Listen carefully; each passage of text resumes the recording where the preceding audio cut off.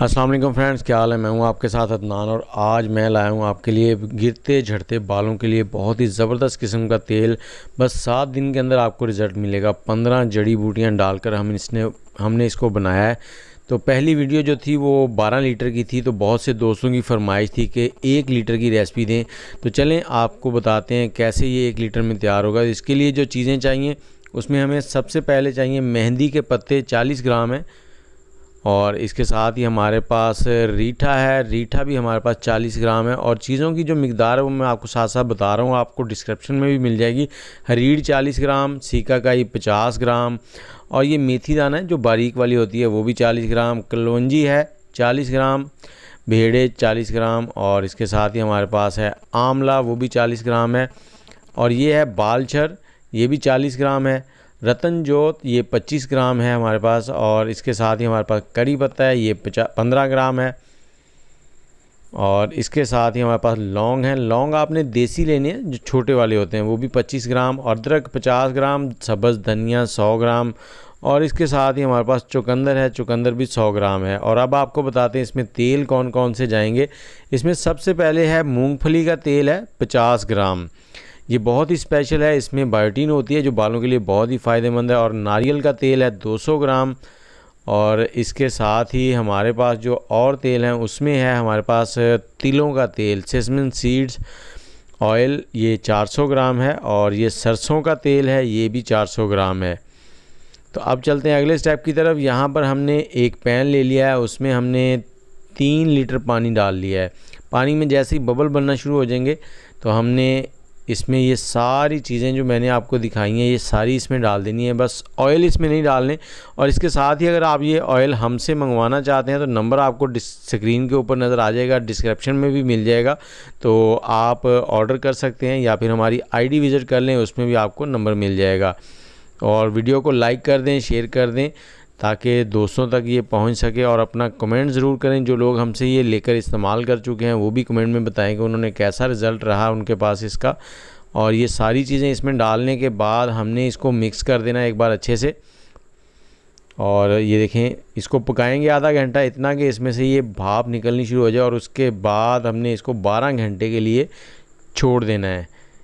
12 घंटे के बाद ये देखें कुछ इस तरह से हो गए हैं, सारी चीज़ों ने अपना जो अर्क है वो निकाल दिया है, और पानी हमारा थोड़ा रेड रेड सा हो गया है।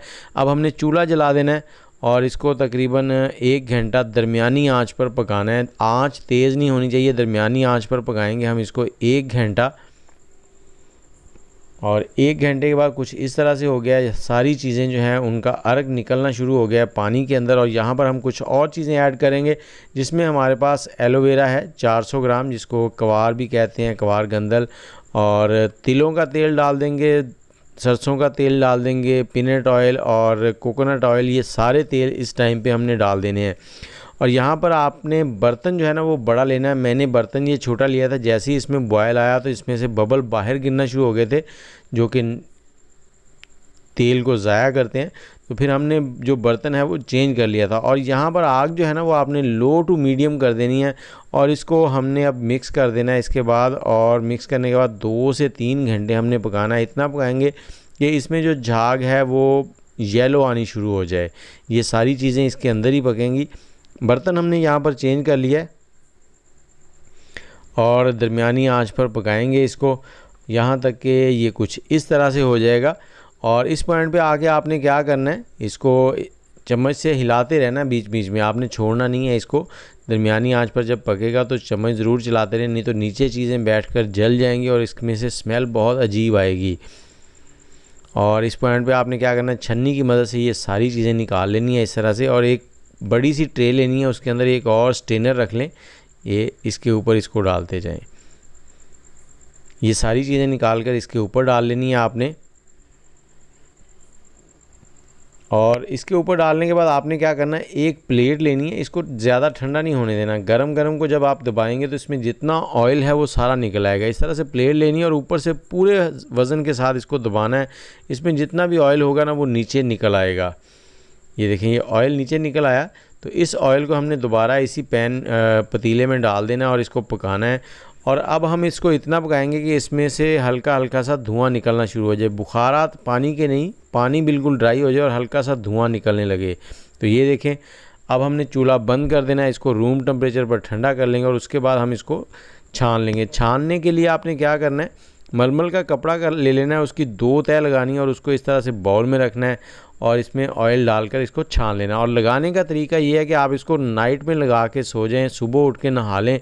नॉर्मल ऑयल की तरह लगाना है, ज़्यादा इसका मसाज नहीं करना, सिंपल से ऑयल की तरह लगाना है, मसाज की बिल्कुल ज़रूरत नहीं है। और इंशाल्लाह आपको चंद ही दिनों में इसके रिज़ल्ट्स मिलेंगे।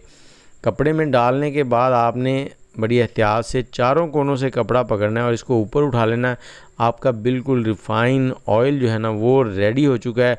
तो वीडियो अच्छी लगी है तो लाइक शेयर और कमेंट ज़रूर कर दें और मुझे भी इजाज़त दें। इंशाल्लाह बहुत जल्द किसी नई अच्छी वीडियो के साथ हाज़िर होंगे। अल्लाह हाफिज़।